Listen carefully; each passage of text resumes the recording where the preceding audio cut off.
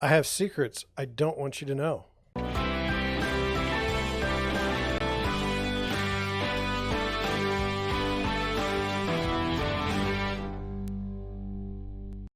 Good afternoon, everybody. Gosh, hope you're having a good afternoon, good evening, wherever it is you are. Have a story today. Apparently, I'm keeping secrets from you. Actually, all real estate agents are keeping secrets from the general public. And this article today is going to give you all the secrets. I mean, isn't that great? Oh, yeah. Don't forget we have the word of the day, which is at the end of the video. And for those of you who don't know me, my name is John Schenk. I am the founder and managing broker of Deerwood Realty in St. Louis, Missouri. We're a small residential firm. We handle mostly residential, like I said, but we do some light commercial. If you like HOAs, discussion about HOAs, if you like to talk about your neighbors, if you like to talk about real estate, houses for sale all over the United States, you should probably punch the subscribe button. That's right. Just go right at it. Deerwood Realty STL is the channel on YouTube. So with that out of the way, let's get to this article. Now, do you believe, general public, internet, that real estate agents are hiding things from you? You think we sit around and make TikTok videos and then we just think, hey, how can we hide information from the general public? I mean, if you want to think that, you're welcome to. I'm going to go over this article because these are secrets I didn't even know. Some of them, I mean, that's got to be something. So here we go. It's titled 9 Things Real Estate Agents Don't Want You to Know. Huh. Well, I didn't know we were in that kind of relationship where we were hiding things, but let's go through them. It says, number 1, you don't need to hire a real estate agent to sell your house. Like, you didn't know that. Well, I mean, if that was a secret, now you can sell your house on your own. That's true. I thought you knew. Number 2, you can avoid a commission if you bring your own buyer. That's true too. Unless it's under contract, unless you've got a listing contract with somebody that's exclusive. But most of the time, how I would handle that is whenever I meet with somebody, they say, well, my cousin is going to buy the house. I say, okay, well, why don't you go ahead and work out with your cousin the deal? And then if that doesn't work out, give me a call. They say, okay. So sometimes it works out and then sometimes it doesn't. And then let me go over this little scenario for you here. What happens when you, let's say your boss wants to buy your house and he comes in and lowballs you? How's that going to work? You don't want to piss off your boss. It gets really, really dicey. It gets dicey with your family too. So I would just say that sometimes it might be just better to have an agent working with you. But that's just me. It's not a secret because you know. Number 3, commission is almost always negotiable. That's true. I didn't know that was a secret. We normally charge commission based on the work that we have to do, or at least I do. I don't know what anybody else does. I say we normally, meaning my brokerage. Like I said, I don't know what anybody else does. You can go find somebody to sell your house for as little as possible. Go for it. I didn't know that was a secret. Then it goes on to say that open house, it's not for you. And so in the article, it says, why do agents host open houses?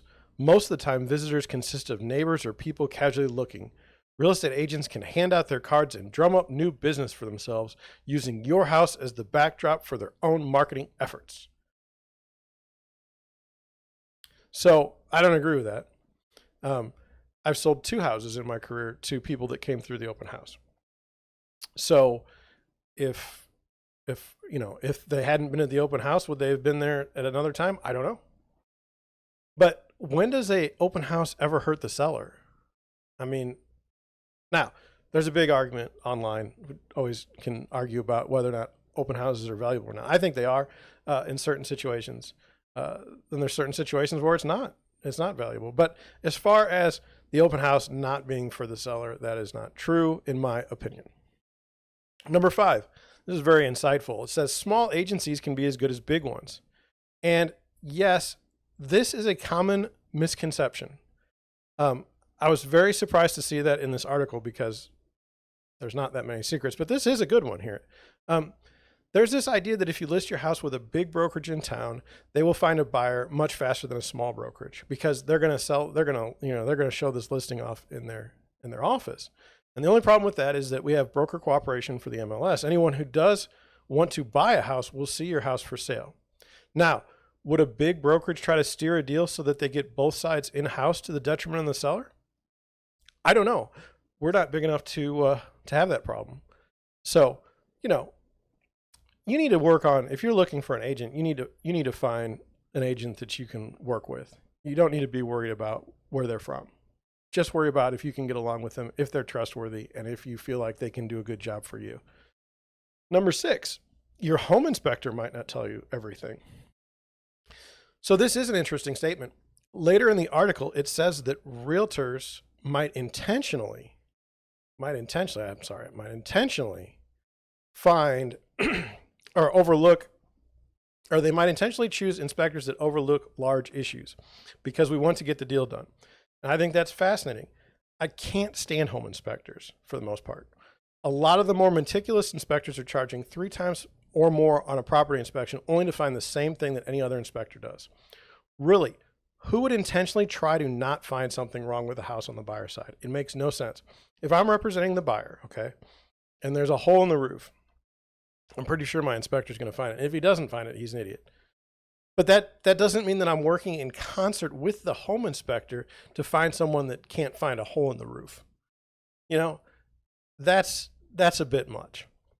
I mean, I don't even know how you would go that. Your home inspector might not tell you everything. I don't even know. My biggest problem is home inspectors just start picking away at stuff that's ridiculous. For instance, a light switch might have a cracked front to it. Now, do I need that in an inspection report? No, I don't. A cracked plate, I don't need it. But whatever. Number 7. Let's see, number 7. This was an interesting one. The contract you're signing has some fine print. Now, I don't know anything about this. I really don't. We use a standard real estate board contract. We are required to make sure buyers and sellers have a copy immediately after they sign something. When I'm listing a home, I go over the entire agreement. And when I'm assisting buyers, we go over the entire agreement before we ever write on a property. There's no small print on our contract. It's all the same size. I have no idea what this was about. And since these are 9 things real estate agents don't want you to know, and I don't know it, and I'm a real estate agent, I'm a little bit taken aback by it. I don't know anything about this. I mean, I don't know. It just was an odd one to me. So we'll move on. Number 8, getting the best price may not always be the top goal. Oh, so that's a meaty one. I broke it down into three things.